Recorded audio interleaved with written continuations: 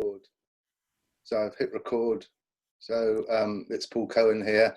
I'm doing one of my Zoom in Touch wisdom talks, and I'm so happy to be in contact with Ireland and Lisa Peterson.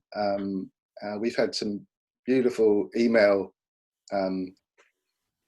going back and forth, talking about different things that are going on in your life, particularly that we're going to touch on. And there's this whole list of things that we thought, should we talk about these things? And it's kind of like, how many hours have we got?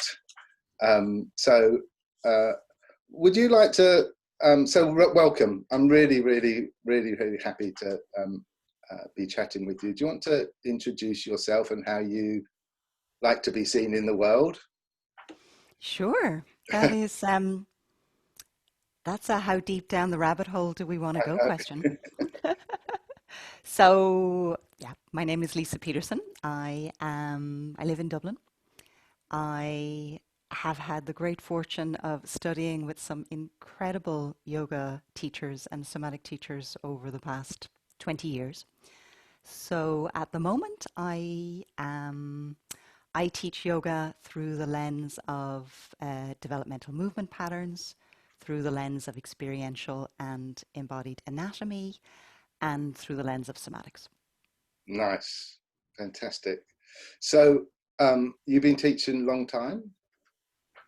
Yeah, about 20 years at this point. Fantastic. And you're based in Dublin, but presumably historically you've traveled a lot for teaching. Yes, I am the quintessential vagabond, as we like to say here in Ireland. So yeah, I have taught in, I miss Australia, New Zealand so much. I spent many years teaching your part of the world. Yes. No, I know it's not where you hail from. Yes.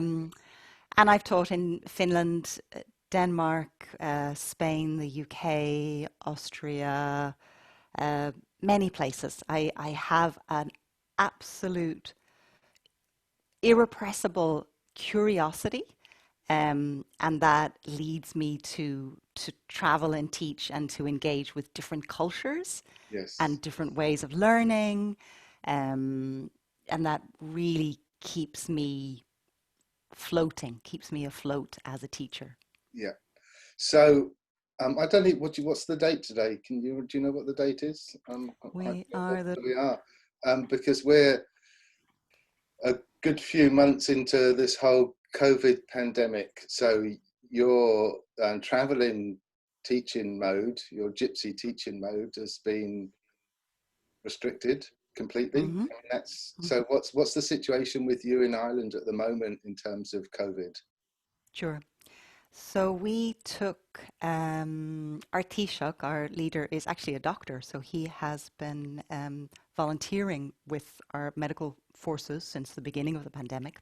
Oh. So we have a more conservative approach than, let's say, our neighbours in the UK, for example. We pretty much have it under control.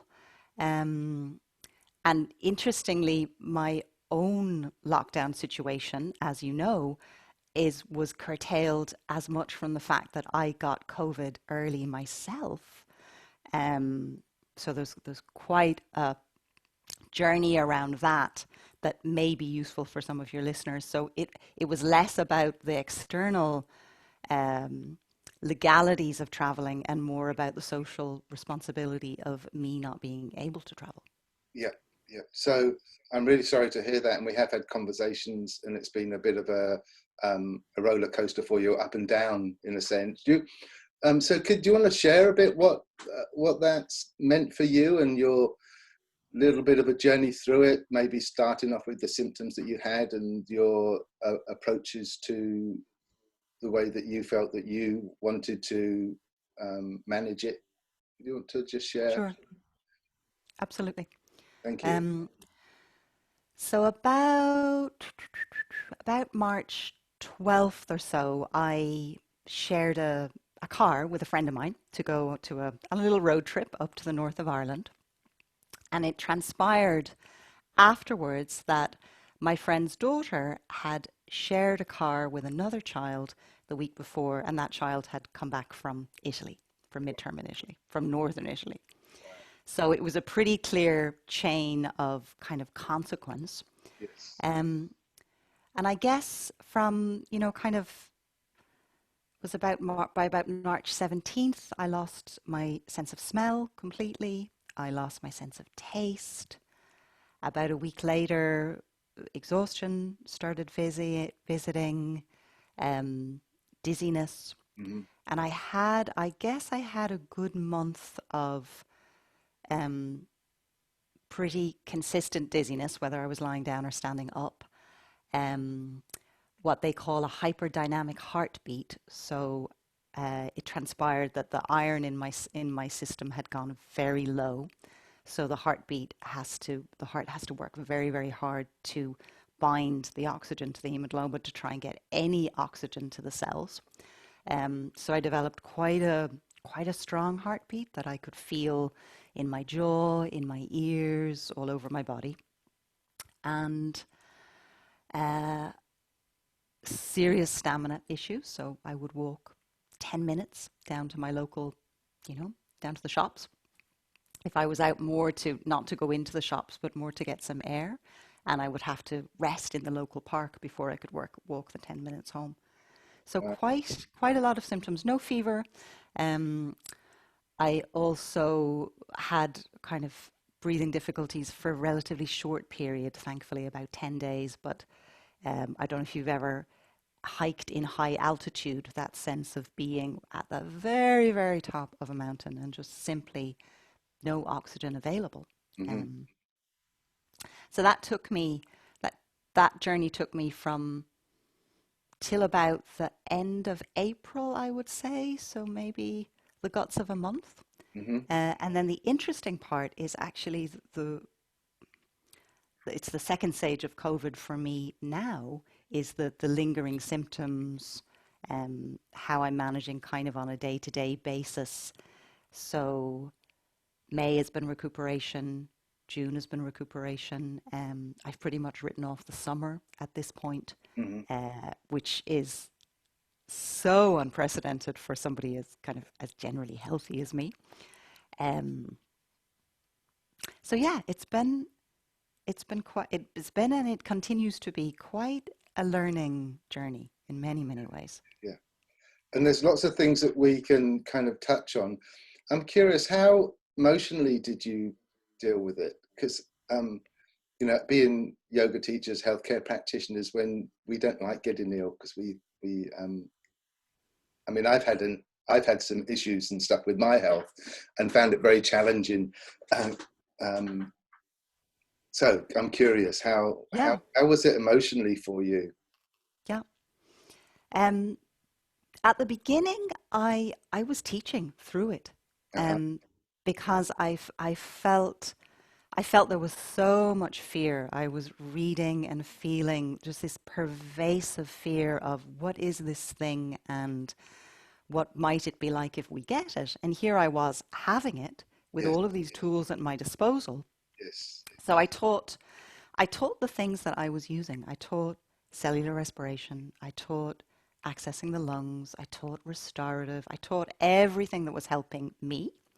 And then when it got to the point where I couldn't breathe, then I paused and was very clear with the guys and said, look, this is what's happening in me. Yes. Um, there was definitely fear management in it being unknown. So, there were days where all I could do is lie with kind of one hand on the belly, one hand over the heart or a little bit above the heart and just breathe and try and continuously remind myself, am I okay in this moment? Am I okay in this moment? Am I okay in this moment? What is now? What is now? What is now? And just coming back to that again and again and again. Um, and there were definitely ups and downs in that. There was a friend of mine who got ill at the same event, and she said to me, look at, I was packing my bag for the hospital and I didn't know whether I was going to come back out again. Mm, And was a very real thing for some people, yes. this whole period. Yeah. Um, but essentially, I was really trying to come back to the idea that if I'm okay in this moment, I am okay. Yes. And consistently regrounding and finding ways to breathe easier, Yes. Yeah. even when my system was very challenged to breathe. Just Yeah. finding tiny increments of things where I could feel more like myself. And Yes. that really helped. Those practical, kind of tangible things really helped combat Yes. the the fear body. Yeah, focusing on the something that wasn't fear related or COVID related, but coming back to some sense of presence and ease in yourself, that kind of. So you were teaching Zoom classes, or were you doing, you weren't going into the studio? No, No, no, no. our studios had closed Yeah. at that point. I was teaching, yeah, I was teaching. I just put it out to my network. Um, so I continued to teach one private class for my local students, which was kind of a closed process group. And then I opened up a second class, and anybody who felt they could benefit attended the second classes. Yeah. Yeah. And so that took us up to, are you still doing the classes now? You still doing your online? No, I paused. I decided I would pause. Yeah, yeah, I've pretty much paused for now, so I'll take them back up in September. Okay. And I'm in a summer of self care and a summer of resting. Yes. So quite a long journey kind of ahead of you. Just you're getting a sense of the momentum of it, that it's not as quick as you would really like it to be. Yeah, Sounds it like it's. yeah. Yeah, they're not quite sure why. It appears maybe 15% of the people who get COVID have this very long tail end and Yeah. have these very long lingering symptoms. So um, there's definitely improvement. Yeah. It is simply slower than I would have been used to. Yes. Yeah. And so you're doing your own internal work, your breath work, a bit of somatic movement, presumably, just to kind of get things moving. Nothing too strenuous, because you can't really do that. And are you taking Ayurvedic medicine? Are you looking at what was your um, regime other than doing Sure. your breath work and doing your own body work? Sure. So I put myself under the care of a nutritionist and also a herbalist who is an Ayurvedic practitioner. So between the two of them, they're my two angels. Between the two of them, I have a whole dose of things. Yes. Um, and I have had a practice of Abhyanga for many, many, many years at this point. So I continued my Abhyanga. And when I was well enough, I would swim. I am 5 minutes from the sea here. So my one thing that was normalizing as soon as I could was to organize my days around the high tide Yes. and jump in the ocean no matter how fast and then bring myself back again. Yes. Good. And that was help. That was supportive for you. Wasn't too much of a strain going in a cold Not sea. in the month where I had the direct COVID symptoms, I certainly wasn't swimming, but in the kind of the convalescent period since, yes, Yes. it's been very helpful. Yeah.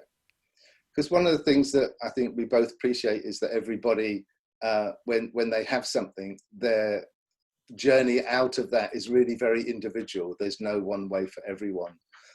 So uh, I'm curious, because there's lots of things we could talk about. It. Would you have done it any different now, looking back? What could you have done? I'm just curious. Mm. Hmm.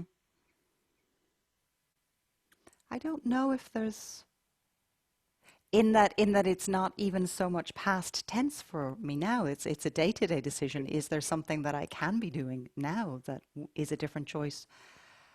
I I met an Ayurvedic doctor, friend of mine, on the street last week, and he said, "How are you?" And I filled him in very briefly, and he said, "Are you eating well? Are you sleeping well?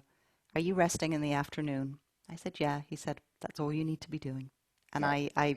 I think for me, there's a real practicality in those things, along with what I call cleaning your own backyard, which Yes. is getting rid of any thing that is not tied up that might be causing me emotional stress for no reason and trying to attend to that. Yes. and it's about living in this present moment, or being in this present moment, and not being too active in trying to do something. We're not going to go deep into some childhood trauma or anything like that. Not quite the time for that kind of No. work, but how to be.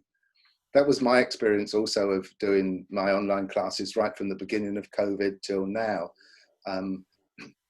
Simplicity, really, and not making it too complicated, and particularly with the world, in this amazing cycle of trauma, of fear, of not knowing, uncertain, not being grounded, all that kind of Yeah. stuff, which is what we teach, is that how to be present, more grounded, feeling the support from the earth, and this kind of thing as well. Absolutely. Um, hard work, isn't it? Uh, You know, I wouldn't do any other work. That's the thing. I'm a born teacher. You yeah, know, whether it would have been yoga or Tai Chi or movement or art, yes, I am just one of those people that delights so much in learning something for myself, and then the art of and craft of passing that on to other people. So yeah, yeah, that I am. creativity in yourself and being inspired. So it sounds like you get inspired by yourself as well, that you learn something and then you do an exploration for yourself, and then um, fantastic. It, What's your they say if they say if you love something enough, it will yield its secrets, and I feel that about the self, about the soma, about pretty much everything in the world, actually. yes, yeah, yeah, yeah. I had a similar thing really some years ago. Had an issue with my prostate, and decided that I needed to do yoga every day. So I did yoga every day for a year, and then in that time, I thought I needed to ump it up a wee bit. And I did a course actually with Donna Farhi, your good friend and co-teacher and co-author. You might want to talk about that as well too. Um, and at that time, I saw at the workshop there was this pamphlet of a yoga teacher training with my friend Neil, who you know as well, and with Carla.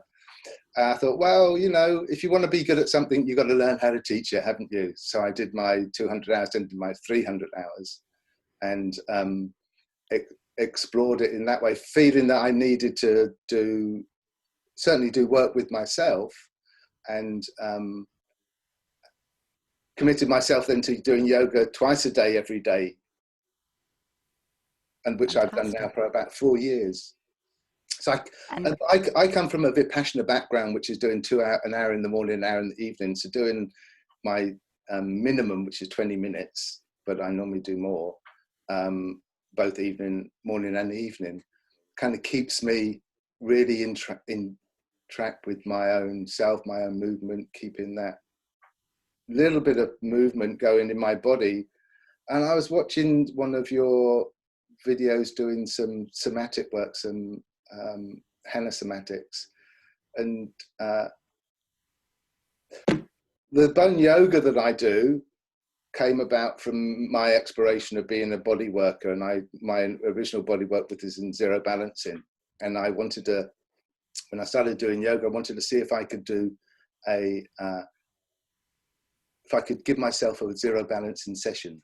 That was one of the things, because it was a done to thing, and what I was moving away from was not doing things to people, but giving people skills that they could do for themselves. So I came up with a sequence that really followed what we would do in a bodywork session. And then I'm watching you on the video, and you're doing the things that I'm doing, and I'm going, hey, how cool is this? You know, and there's obviously a slightly different focus, but there's a beautiful ease to the movement that I'm watching what you're doing. And I'm sure that, do you want to talk about the things, the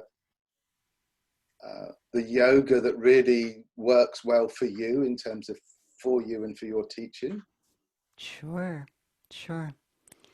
Yeah, that's a big question. We're jumping around Um, a bit, yeah, but we have yeah, no, I've got it's loads of big fantastic. questions. I guess I wear I wear several hats. So I wear my yoga hat, kind of very clearly infused with developmental patterns and embodied anatomy and systems work. I Yes, wear my Hanna Semantics hat, yes, um, and those two are kind of like the two sides of a coin for me, in that they come very well together. Yeah. I guess first off, I want to so completely acknowledge everything that I learned from Donna Farhi over the years. Something happens when you study for a significant amount of time with a master teacher. The what gets absorbed, not just in obviously the wealth of sequences and materials, but in learning things like, well, how to serve the students, Mm-hmm. how to be present with people, Mm-hmm. how to, I learned from her an incredible spirit of generosity, a rigor around ethics, so many things that I would not have learnt if I had not turned up and paid attention for a long, long time. Um, so Donna has been incredibly influential on how I view yoga. Uh, and I also have spent a significant amount of time with Bonnie Bainbridge, Yeah. who is just the epitome of unconditional love for me. Yeah. And now a lot of time with Amy Matthews, who I would say is my other principal teacher, along with Donna. Yeah. So it's impossible when one studies at length not to take some of the web and the weave of what other master teachers have created and then infuse them with what makes sense to me. Um, but I just wanted to honor them pretty clearly first before I spoke anything about how I perceive the world of yoga. Yeah. No. Um, yeah, I when people ask me what I do, I can say blah blah blah, and underneath the blah blah blah, actually I've realized is that my principal job is to teach people to trust themselves, Nice. and I use whatever skills I have at my disposal. So how can I create a container large enough and spacious enough and safe enough that somebody feels that they are willing to change? Because in change, there is a lot of vulnerability. There is a lot of repatterning. I saw that you use that word a lot yourself.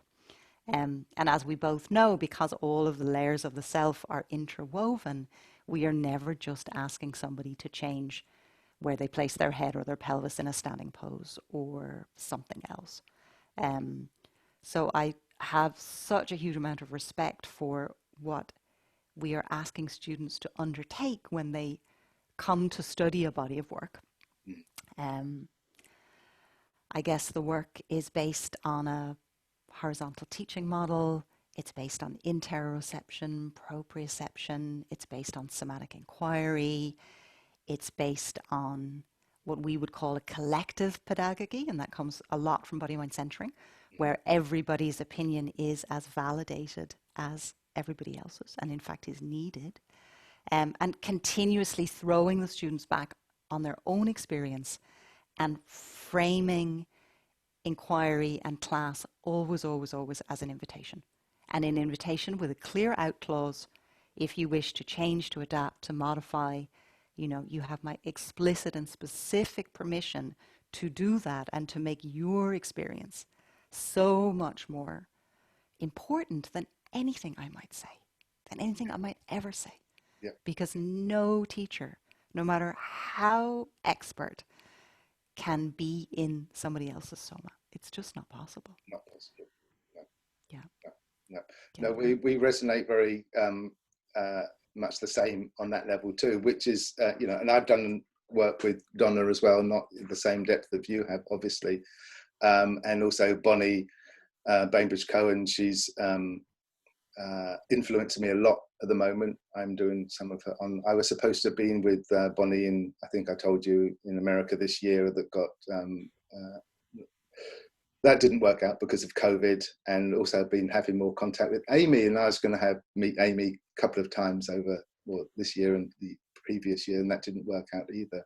But their inspiration of self-inquiry is one of the things that really, for me, is really important. And if I do yoga classes, I don't do many people's yoga classes, but I like to be internally informed rather than someone saying, put your arm in the air, because I know how to put my arm in the air, but my exploration of the joint space or working with the cells in the wherever they might be, some other inquiry is really important, and that inquiry just continues on, doesn't it? It doesn't ever. I never get tired. I've never begrudged doing a yoga session, even if I don't want to do it. I still do it, which I kind of like about that thing. My commitment of every day, twice a day, doesn't matter. It's not. Yeah, I don't feel like I'm really. It's I don't have an option. I just give myself that. That's what I'm doing, and it works for me also because I'm from a stiff stock. And so that stiff stocks need to move a little bit more, and to keep that fascia free, Yes, I was thinking of use it or lose it Yeah, when that's you were right. talking about your double, your daily practice, and I commend you for it. It is Yeah, a real act of self-care. yeah. It kind of, yeah, it is really. I kind of don't see it like that. I see it. It is actually, no, it definitely is self care, because I feel. I mean, yesterday I was out chainsawing wood and chopping up wood, and I struggle a bit more now than I used to, doing lots of big physical work. And in the evening, spend probably an hour on the living room floor with. We have a yoga mat on the floor all the time in our living room, pretty much. So we lie on it. If people come round, they lie on it too. So there's a lot of movement that happens. And also this morning, because I had to get up early, so I did my qigong, did some gentle somatic yoga movement, and it helps. It helps when you have a relationship with. I think one of the things that I like to have a relationship is a relationship with ease. So I don't go really deep into. For my fascia doesn't like to be engaged. Well, the ligaments don't like to be engaged too much tension within them. So a little bit of engagement into the end range or the beginning of the involuntary range really supports my own tight body or stiff stock body, really. And I'm probably more flexible than I've ever been, and I'm 63 now, so it's kind of when I was 15 I couldn't touch my toes, playing a lot of football and that kind of stuff, so historically. So you have a practice, you have your own practice. We're jumping about quite a bit, sorry. Sure. All So good. what's your practice? Mm. At the moment, it You're is on a the lot spot of here. rolling around on the floor, re-feeling myself. I Yes, was unable to move really for such a long time, and as a kinesthetist, a yes, kinesthetic person, yes, um, it's very foreign to me not to be able to feel myself in that way. So I'm yes, spending a lot of time just exploring free movement, exploring music. I'm preparing a little bit. I still have one batch of trainees that I am committed to continuing to train for the summer online. So I'm preparing some work around fluids at the moment. So I'm doing some stuff around cerebrospinal fluid. I'm teaching lymph in a few weeks, blood, interstitial, and how the qualities of movement and flow of each of those fluids can infuse and inform an asana practice. But what you say about effort, I am consistently saying, can we be at ease in the effort? yes, Can we do less? yes, Less is more. And this is where, in fact, a lot of the Hanna Semantic yes, principles yes, sort of feed into the yoga principles. yes, Um, and I thought it could be a little bit of interesting to sort of unpack some of the sort of the misinformation around somatics, because many people still say to me, "What is somatics? I don't really know what it is." Um, so, would you like me to talk a little bit yeah, about that, yeah, or yeah, is that interesting absolutely, yeah, for yeah, you? yeah, no, totally. And it's something that I've touched on a little bit, the Hanna Semantics, and one of my friends in Auckland also does some Hanna Semantics, but definitely something Sure. I'm going to explore, because it feels, when I'm seeing you, when I see your writings about what you do, and I'm going, that's what I do, or that's what I aspire to do, or you've written it better than I wrote it down. You know, so absolutely, yes, please Yeah, share some of yeah, your views on yeah, semantics. yeah. It is also something when you ask about my practice, it is something that just comes into my practice very, very naturally. Yeah. Um, but I think so the word somatics comes from soma, which is Greek for body. And Thomas Hanna from the Nevada Institute coined the word in 1976. So it was a year before or after he founded the Nevada Institute. And he set up Hanna Semantic Education, which is one particular branch on the tree. And I think the reason that anybody in the somatic world might feel that the words or the experiences resonates is that it is one large tree. So by definition, any practice where we are feeling and sensing ourselves from the inside out, I love your moving from the inside out, is by definition a somatic practice. Mm-hmm. So Tai Chi is somatic. Yoga, a lot of yoga is somatic. Painting can be somatic. Being out on your skateboard can be somatic. Anything where we are having a felt sense of the self from the inside is by definition a somatic practice. And then the branch on that tree that I know best and that I guess I have been pioneering in parallel with yoga and in parallel with getting very inspired from body mind centering is the Hanna Semantic work.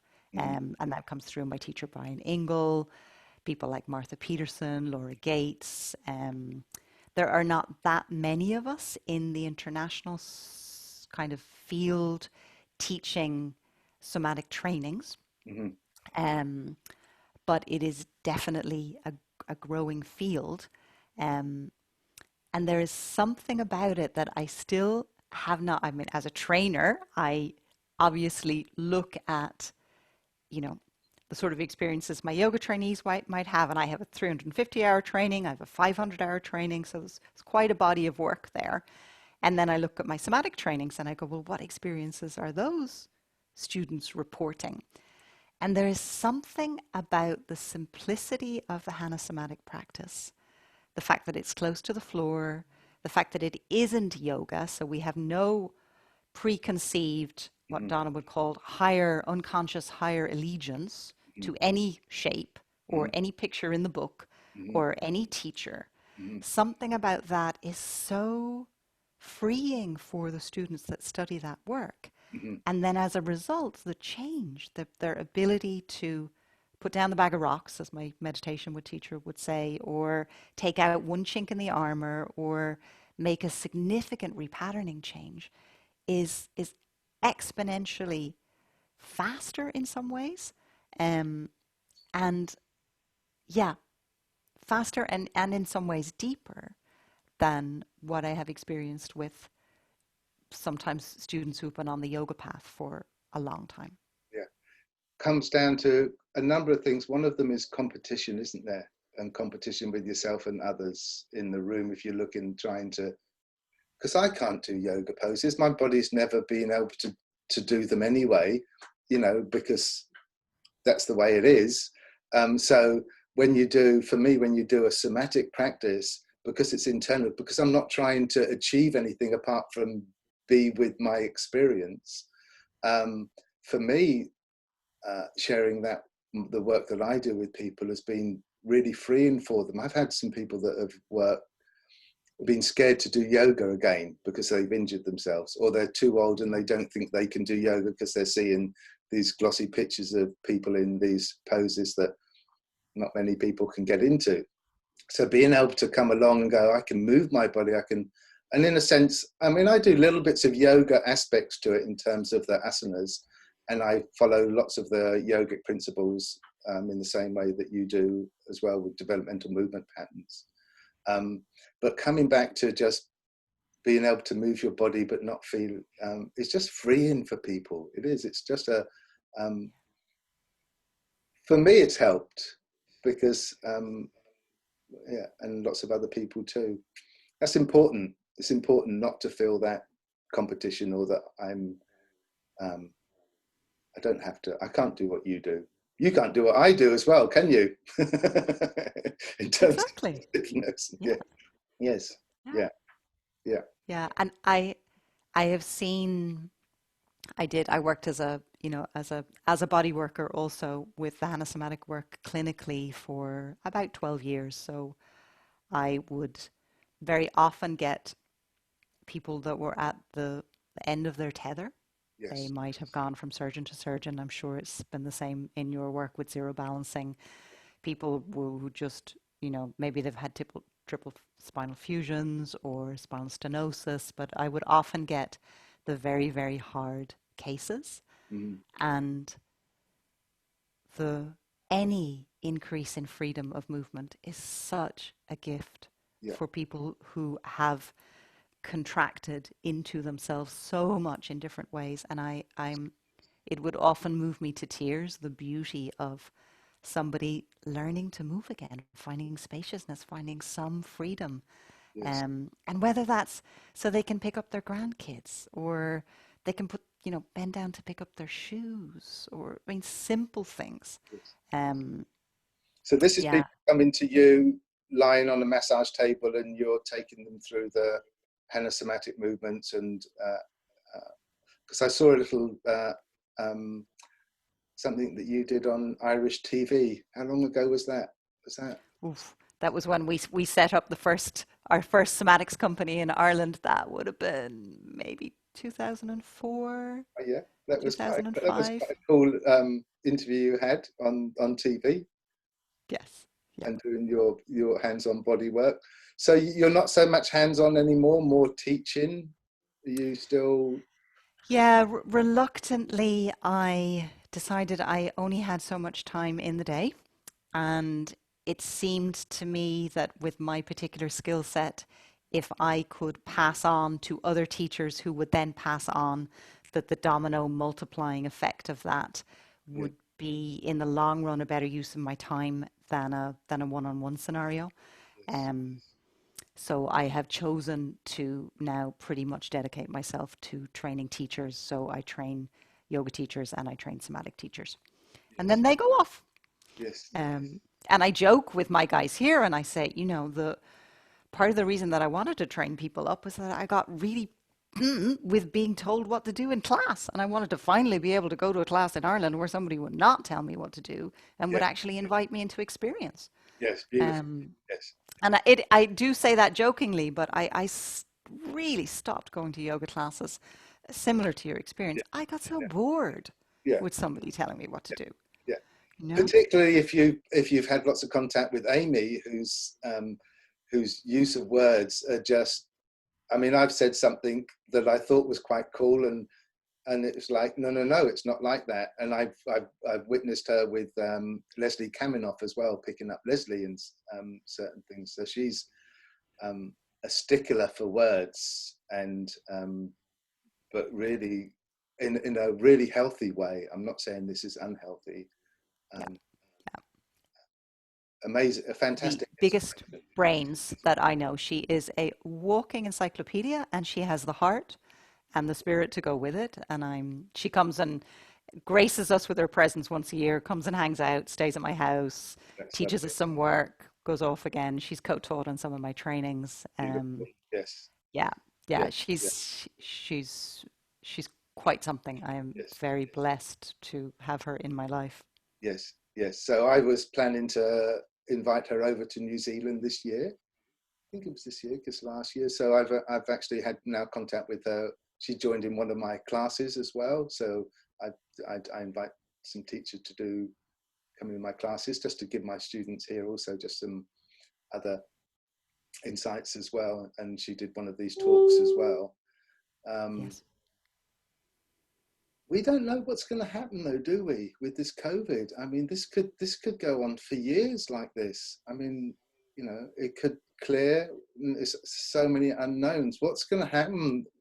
I'm similar to you. I'm a gypsy traveler. I travel teaching, and I've actually quite enjoyed being at home here as well, so that I don't have to jump on a plane and go to the UK and have all the traveling stuff. But it's a different complexion for us now, isn't it, in terms of how, what do we do? Do we Yeah. look at going back out into the world, or do we focus communicating more via this kind of format. Mm. What's your feelings, or have you not got there yet? Now, you may hear me change my mind on this. I saw you My, breathe a little bit differently then too. yeah, my current, because I'm a woman, I just reserve the right to change my mind.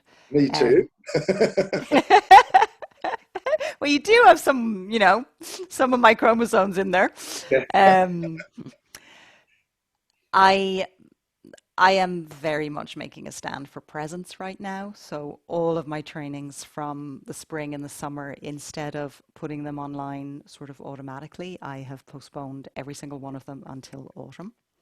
Um, if in autumn we get a second wave here, I would very reluctantly put that work online, Yeah. in the knowledge that I have done absolutely everything that I can to rejig teachers and students, and I did this in my horizontal teaching model. I did it in communication with my students.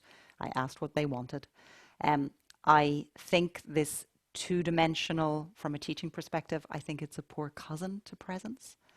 Um, I think, I mean, as a body worker, resonance, touch, presence itself, there is no way that we can replace the learning, the unconscious learning that happens when you get a group of people in a process together. Yeah. And I'm heartened by students I've been talking to around the world affirming that for themselves and saying, look, we might not want to jump online now, but the next time you're doing in-person training, we do want to come. Yes. Um, And I'd like to say at the same time, I started working for Eckhart Yoga, which is Europe's largest online Yeah. platform, Yeah. maybe 5 years ago at this stage. Uh-huh. And I was quite skeptical. Esther had to ask me a couple of times before I accepted. And it is by far one of the best working relationships I have in the world with that organization and the people that work for it. That's good. Um, And I have found in my experiences there, because people get to write to me, to share their experience, to ask questions, that they have gone far deeper, far, far deeper than I ever imagined they could. Yes. And that for, you know, the young mom that can't get out, the person that's minding maybe an elderly parent, somebody that lives too far out in the country, the Yeah. people that feel too fat, too ugly, too Yes. stiff, Yes. too XYZ to actually come to a yoga class. There Yes. is a whole gamut of folk that are coming to something like Eckhart Yoga that I hadn't fully appreciated, because Yes. I had never seen them rock up in my class Yes. for all those reasons. Yes. Um, so the anonymity is important. Um, and I had this conversation with Esther last week. There is no way that I would qualify teachers online. As an adjunct, as a support, I may certainly put some of my training materials online, but there is no way that I would qualify people and send them out into the world without having had some significant time with them. Yes. Yes. So we're going to hope that this clears soon and that we can get back into some kind of, I don't know what normal's going to be. Who knows? It's just so up in the air Yeah. too. I found that too, with the online, the Zoom classes, that some people turn their screens off so that you can't see them anyway, or you might not be able to see them anyway, but they rock up in their pajamas and it's not a big deal. And uh, and that it's also, I think my teaching has to be slightly different as well. I actually do the classes at the same time so that I'm talking about my own experience, rather, because I can't see them and be the way that I teach is not influenced by people that I see. So for me, I do my own internal, that's the way I do it. Everybody has their different way. So Yeah. I think it does have some space, but I think you're right too. How can you qualify someone who doesn't have that contact? Or I don't know, it's interesting, isn't it? What would the world be Mm-hmm. like if we could only do Zoom conferences and Zoom teaching, if we could never go So we'll be training Zoom yoga teachers to teach Zoom yoga classes. Yeah, Doesn't quite add and up for this, us, does it? well, there are insurance issues to start about that I won't go into right now, but there are a lot of issues around doing that, and In it terms of me teaching a class and someone having an mhm, injury, mhm. can we touch on that? Is that a big subject? Well, it's you're not insured, full stop. Um, there is not a single insurance company that I know without some significant coverage that will cover online teaching. Now that may be different in the UK, but I'm with Balance, which is one of the bigger ones. Interesting. Um, so I mean, I know Eckhart Yoga, for example, pay a substantial fee to insure the teachers that work for them. Wow. But outside of that, it is a very unregulated area. So yeah, Wow, that's there are lots of incredible. ethical questions there too, as well as legal questions. Yeah, I did touch on that with my insurance company because I kind of, um, and I did ask them. I'm pretty sure that within New Zealand that I could be insured doing my Zoom, but when it goes further afield, Mm. um, this needs to be discussed much more, doesn't it? I mean, this is. Do you do a disclaimer when people start your class? Do you say this is, take care of yourself, this is your responsibility, but that still doesn't take away some of the possible legal ramifications of that? No, Do we know anyone that's had issues with that as a teacher? Someone coming? not yet, but it is in an age of litigation, particularly in the US. I would say it is only time before we start to get, I would say, legal cases Wow, happening. wow. Um, Okay. That's a yeah, that's a conversation for another day, and maybe. yeah, and it's probably a conversation for somebody within the insurance business, for somebody at the business and the legal end of it. Yeah, But it is certainly something that needs to be discussed going forward, particularly with pandemic, yes, as the pandemic will continue. And I've no doubt we will get a second wave and potentially a third wave. yes, yeah. Um, And you've got lots of people that don't have a lot of experience of teaching as well, who are coming, new off the block and doing their online trainings. It's going to be really challenging for people, isn't it? Particularly for if those that want to do touch adjustments, and I don't do touch adjustments anyway, but it's a whole new way of functioning and being in the world. It's quite challenging for everyone. Yeah, and I would like to think that that is where the educational piece would come in, because for newer students, they don't know the difference, and that's okay. They can't know the difference between somebody that might have an excellent marketing strategy and a lot of charisma, but maybe a lot of experience, and someone that has more experience under their belt. So Yeah, it will be the job of some of the senior teachers, it will be the job of the accreditation companies yes, to sort of help highlight that, so that everybody's, um, I mean, whatever we can say about some of the more disciplined lineages like Ashtanga and Iyengar, for example, mhm, but the students, when I was training students early, the rigor of the practice, the self-discipline that those lineages instilled, yes, um, is a very different case to the level of some of the students. Now, I teach teachers. I don't yeah, teach base either. It's my training is a CPD training, so they're already qualified.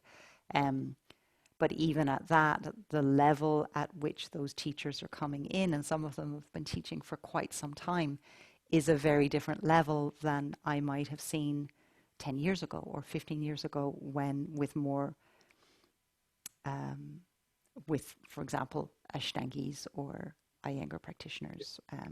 yeah, So I think it is potentially incredibly dangerous if it continues downstream and we simply have quick buck online trainings for 100.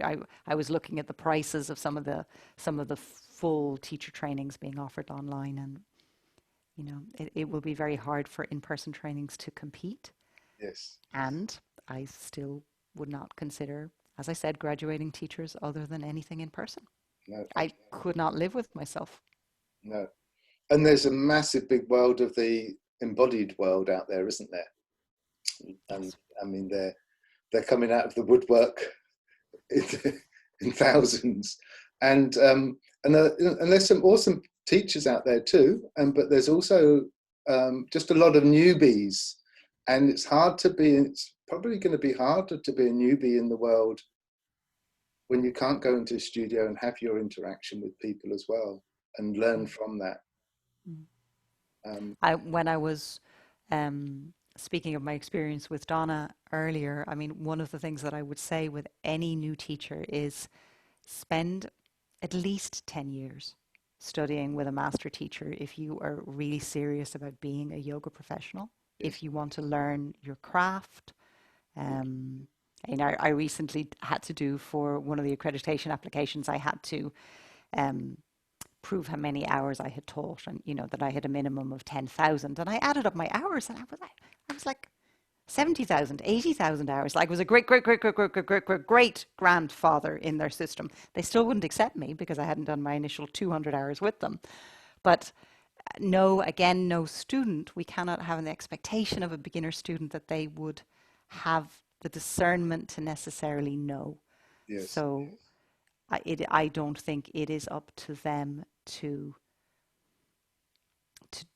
do the education piece. I think it is up to the people that have been in the business longer to make sure that proper information is out there around who is teaching what, and the value yes, of this practice, this wisdom tradition, and yes, how it simply takes time, and okay, that there is healing in the slowness. yeah. The quick fix does not serve anybody, nor is it interesting. No, well, a quick fix doesn't really fix it. It's a quick experience, really, rather than a Exactly. fix. It doesn't. Yeah.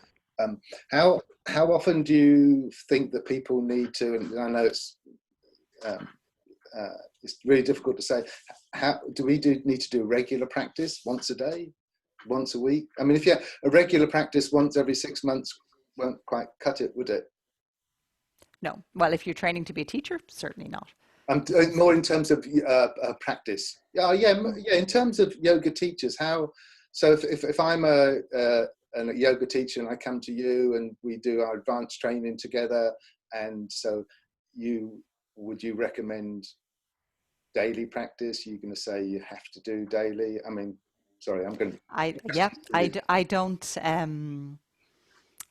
I don't have any have tos in my teaching model at all. So I really entrust students with the responsibility and say to them that what you put in, you will get out. And if you don't wish to invest the time, that's absolutely fine. There's no judgment around it. Um, Usually I say to people 5 days a week. So not necessarily on weekends. Yes, Um, I also am a pretty firm believer when there's illness or women are menstruating that practice isn't always the right thing to do. And there are other days where your practice is to get out and go for a walk. yes, yeah, Um, yeah, I do believe in the regularity, not necessarily a hard discipline, but I think for any of us that are movers, there comes to a stage, it's certainly that for me, that it's like brushing my teeth or taking a shower. mhm, I do this thing because yes, it's part of who I am and what I am. yes, Um, and that takes some time to sort of inculcate that thread so that it really is simply another part of every day. yes. So I think kind of the conversation or the question was if I'm also if I'm a student and I'm coming and I'm learning yoga or learning movement to support me in whatever way it might be, um, you have to change your old default patterns, or you have to let go of your patterns that are stopping you enabling to do some movement or your breath work. How that I think it needs to be really regular. I think that if you want to try and change patterns, if you don't keep working at changing the patterns, then the old patterns that are start to then take out or start to, you can't have that movement. Does that make sense? So doing a real regular practice is really important. Mm. I My head says no. My head says yes. My experience, let me tell you my experience with Yeah, my long-term students. So yeah, I have a class, some of them are with me a decade. Um, all of them in one of the classes are with me at least 8 years. And they do yoga once a week for an hour and a quarter with me. Full stop. Nothing more. They're busy, they're working. There's one of the ladies who's slightly older, and because she's older, she feels that she's in danger of seizing up if she doesn't do more practice. So she's actually the only one who has segued into proper practice. And they report to me, and I really trust them, they're a very mature group. They report to me that that hour and a quarter makes a qualitative and quantitative difference to their sleep, yes, how nice they are to their spouses, how grumpy they are with their kids, how stressed they are, etc., etc. And so while I may preach, while I may say to them, and in as many ways as I can, and the Irish can be quite, you know, persuasive, I still have zero expectation with any of them that they will do more than that once a week. I yeah, am profoundly grateful that they commit to themselves yes, the once a week that they do show up. yes, And I sincerely believe them that it is the thing that makes the difference. yes. So in some ways, I can't go in the face of No. that experience, no matter what I might think. Yeah, and that's perfect for them. If you were to say, I think now you should do it every day for an hour and a quarter, they might put them off forever. So that 1.25 hours is really perfect. Can we? Do you want to share a little bit? You're going to share a little bit of some um, breath work or something. Should Yeah, we do that? absolutely.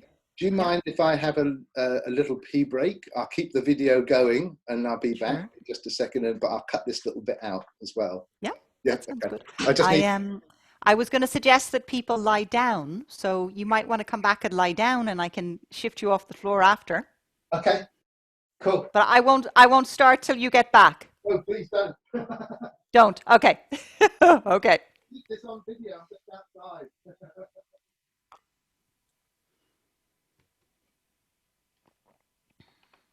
I'll ring a bell at the end, so I'll give you time Good. to Okay, shift back up. yeah.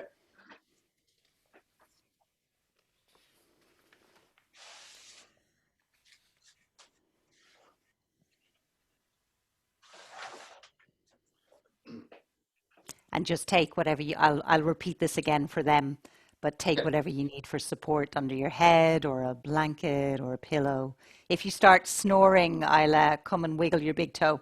Yeah, that'll be fun, wouldn't it? When if I do go to sleep. That would be fun. Well, it is early in the morning for you, and you've been up early. I've You had know two, what it's like when you lie folk down. I've had 2 coffees though, so I'm okay. Okay. Oh shit, your poor kidneys. I know.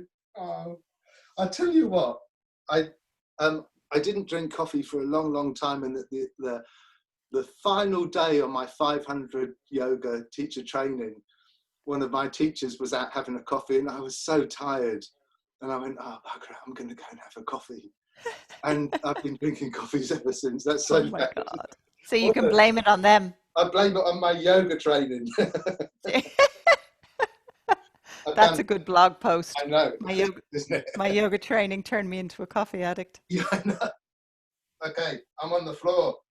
Okay. Beautiful. So I thought I might offer you all one of the practices that I was using a lot during COVID, and I am still using in my convalescence.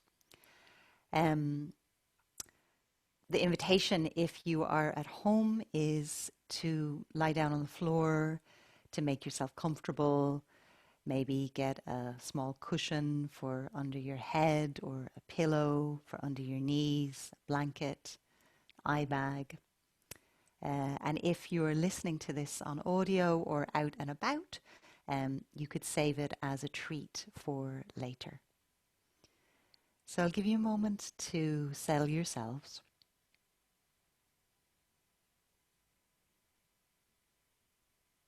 And just see how comfortable you could be, how supported, and in essence, how safe.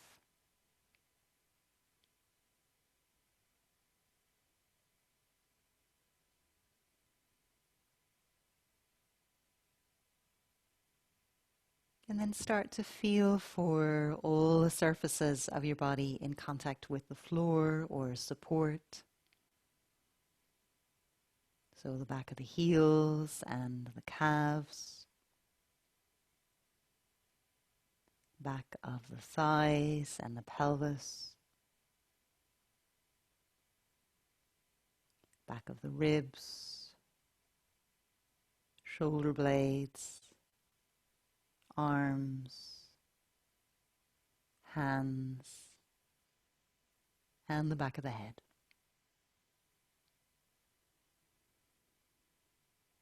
And over the next few out breaths, and maybe you let the breath escape like a soft sigh, but over the next few out breaths, could you settle your weight even more?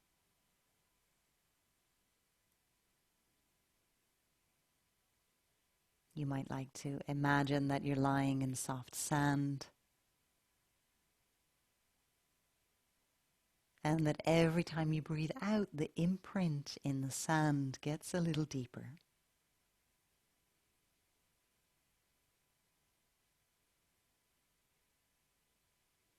And this action we call yielding has two parts: the giving of weight and the receiving of support.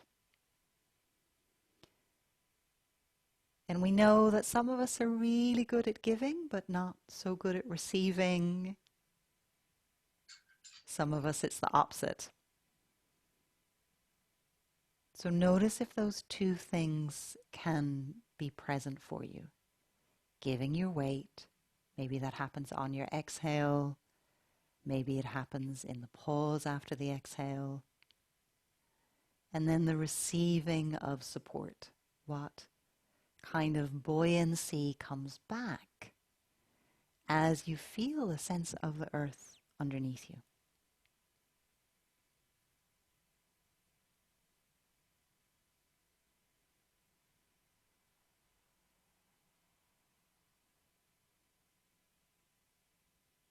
And then joining with your breath or tuning into your breath in a very general, global way.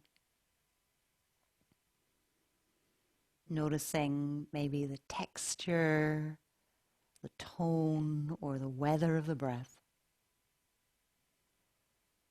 And in ways, greeting your breath as if it was an old friend who maybe you haven't seen for some time.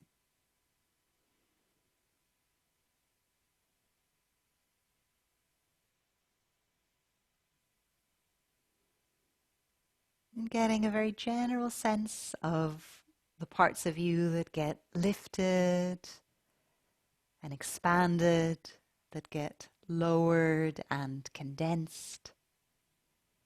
Just getting a sense of how you are moved on your breath.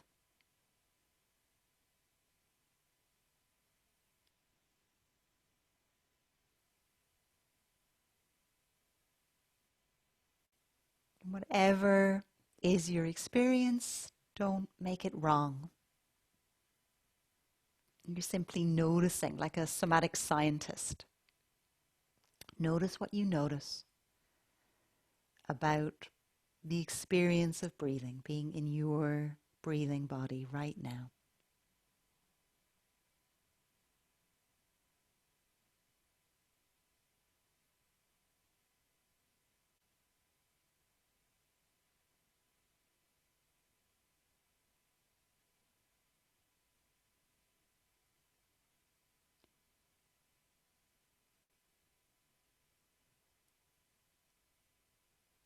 And then we'll turn the awareness more specifically to the breath, breathing coming in and out the nostrils.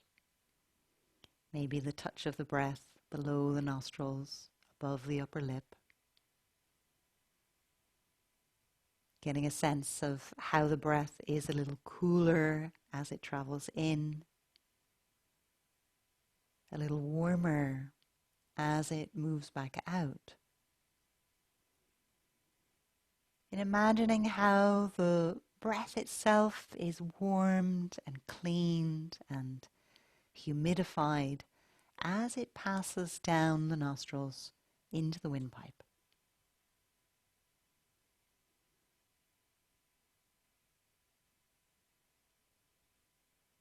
And if nostril breathing is not possible, that's fine.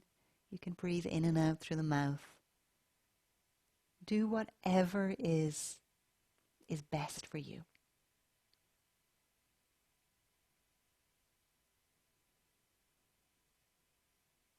And if you're curious, keep following the air as it travels, nostrils, windpipe.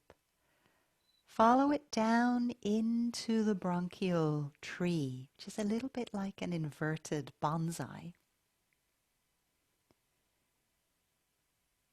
And keep following down to where the branches of the tree fork and fork and fork, the twigs getting smaller and smaller, until they end in a vast field of bubbles packed in bubbles.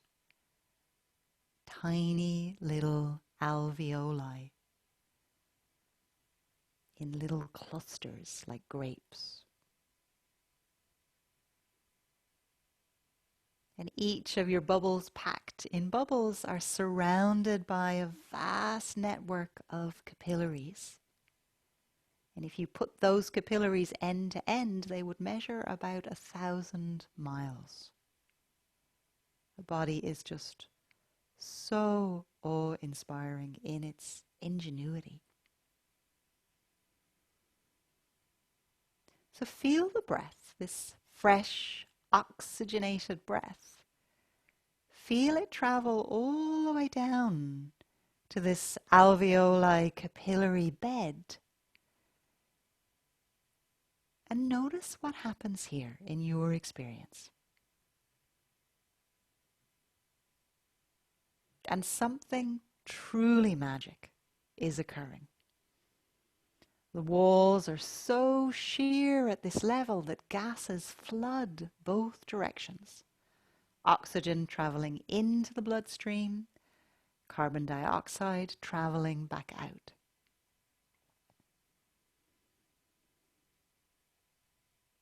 And my invitation is to stay here at the base of your lungs. To imagine the breath like a wave arriving into the sand and then flowing back into the ocean. And imagine how, as the water arrives in the sand, and as it moves back, it permeates, it seeps into the sand. And be at this place, at the ebb and flow of the wave of your breath, at this transfer place where air becomes fluid. Oxygen binds with the hemoglobin in the blood and gets carried.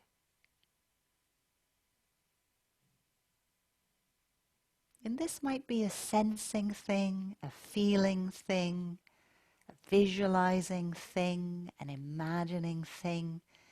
It really doesn't make a difference. The question is important. How do I imagine it would feel if I could be in this place of transfer, air becoming liquid, liquid becoming air?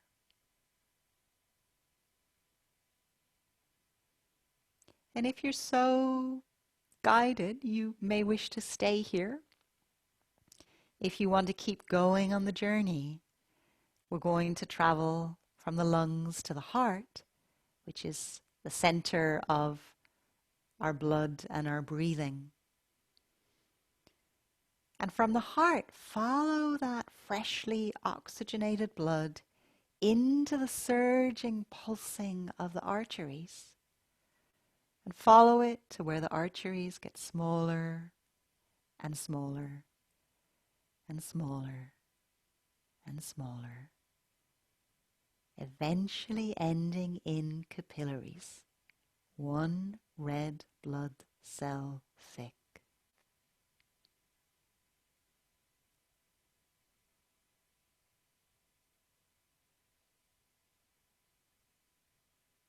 Feeling for what might happen in this place.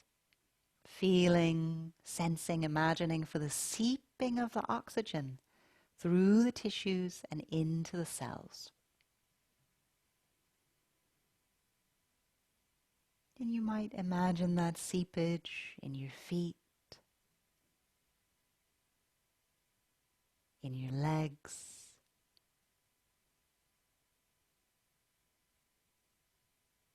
in your belly, in your chest, in your arms and hands, in your head.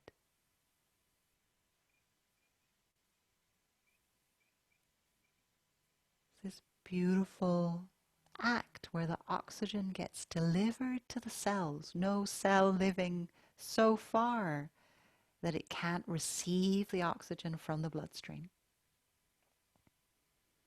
And blood in this way is an organ. It's a connective tissue, moving all the time, delivering and taking all the time.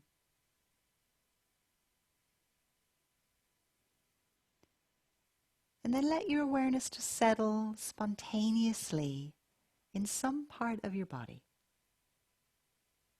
wherever you feel drawn.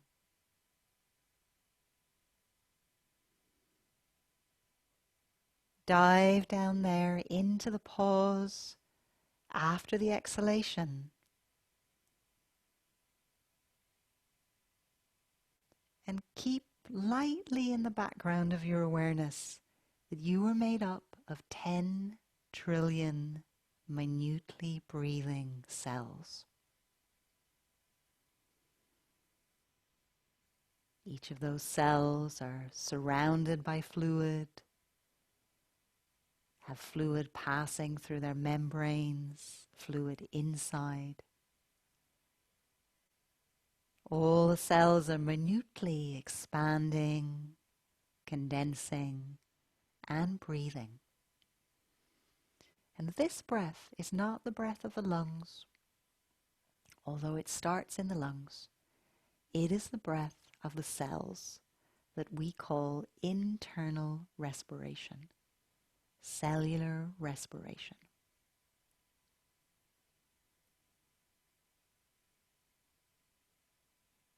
And could you drop into the place in yourself that might be able to listen to your cells breathing?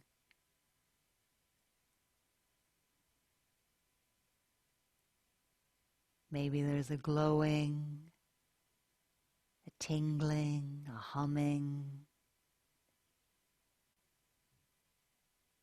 Maybe the experience is something completely else for you.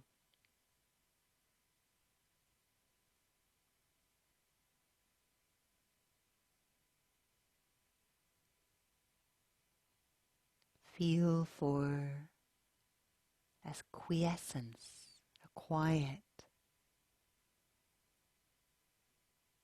This can be a place of enormous peace and timelessness, spaciousness.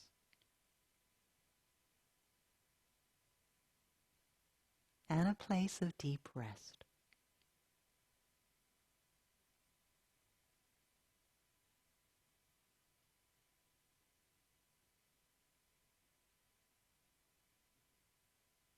And you might allow yourself to simply be here.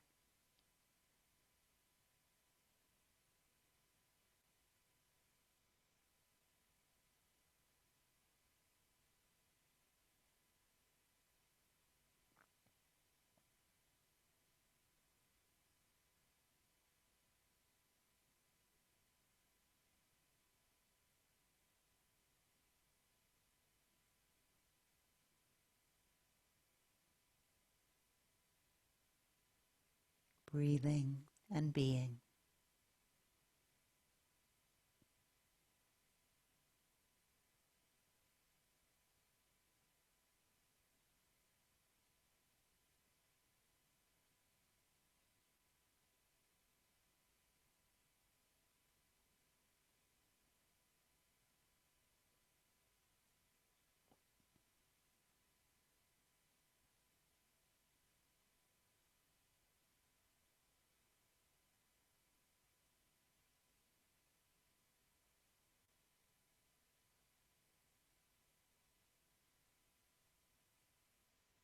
If your awareness, your attention travels somewhere else, then simply spontaneously follow it. Your 10 trillion cells are in constant communication. And one of the things you might do, if you have a place that maybe where you experience a little bit of tension, a kind of forgetfulness or blankness, maybe a stagnancy, you could bring your awareness there and invite your cells to breathe, to yield, to sense their place in the pull of gravity and the pull of space.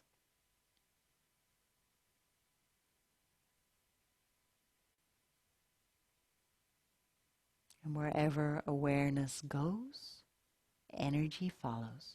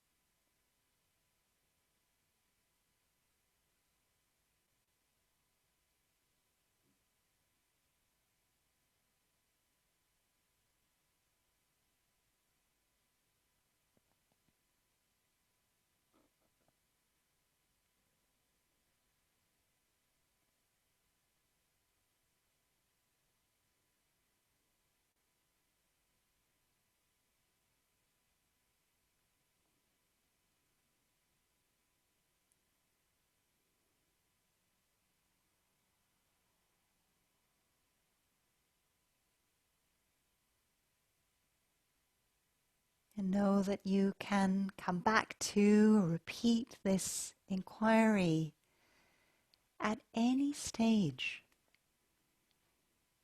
When you're quiet, also when you're waking and moving. And see what it's like over the next couple of breaths to slowly blink the eyes open and to remain aware on the inside.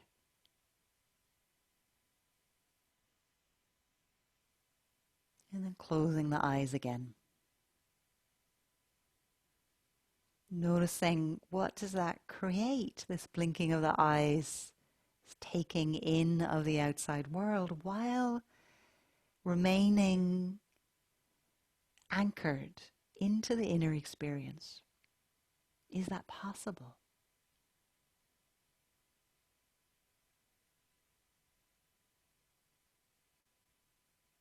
And when you feel ready to stay with soft eyes and a wide peripheral vision, you might go back to your external respiration, drawing the breath into the lungs a little bit more clearly. And as Bonnie Bainbridge always says, we only breathe because the cells require it. The only reason this entire apparatus of external respiration evolved was to serve our cells so that they can do their job. So go back to the breath in the lungs, just expanding it, making it maybe a little bit more dynamic. And then expressing that breath into the arms and legs, Moving in any way, slowly, slowly, that feels appropriate for you.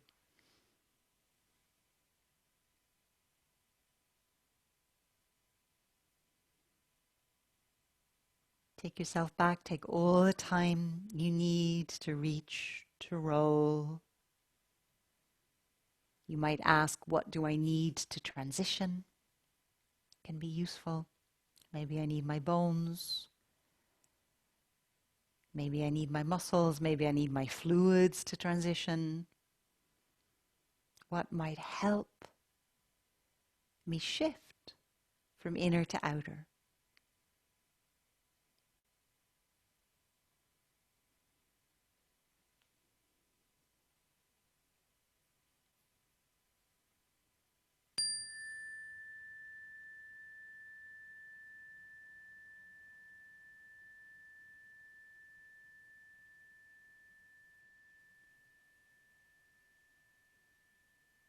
And if you're at home and you have the luxury of time, you may wish to stay here. You may wish to sit or write some notes. You may wish to draw or just stare at the clouds or the trees. And if you're heading into your day, know that your cells travel with you always.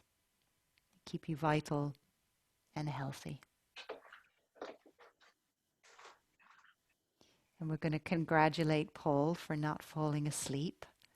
How do you know I didn't? I My did. X-ray vision. I didn't fall asleep. That was beautiful. Thank you so much. That was a Yours. gorgeous journey through the breath and the cells and coming back to the breath. And thank you so much. You're so welcome. There's so much more that I had written down that we could talk about, and it's been lovely to connect with you. I do appreciate your time, particularly as I know you're with your relationship with, I can't think properly now after that, with your relationship with COVID. And we're going to hook up again in a few weeks' time, organising Zoom around the world in 24 hours. Thank you so much for being part of that as well. I think it's going to be quite a cool event too. I am sure it will be a fantastic event, and we will have a think about what your listeners might want to hear in the meantime. You can let me know. Yes, Yoga, somatics, movement, there's a whole big toolkit there we can play with. there is, absolutely. And next week I'm having a chat with Jay Brown from New York. Ah, So that's great. and I'll include in the conversation around this whole insurance thing as well, because maybe it's come up more for the Americans as well as a bit more of a need, because we function very differently, don't we? Particularly New Zealand, probably Ireland as well with that. Yeah. So what we'll do, we'll have a little goodbye, and then I'll turn the recording off, and we'll have a tiny little chat afterwards. So thank you so much. Thank you so much. It's been a pleasure. It's been really a real treat. Thank you very much indeed. You're welcome.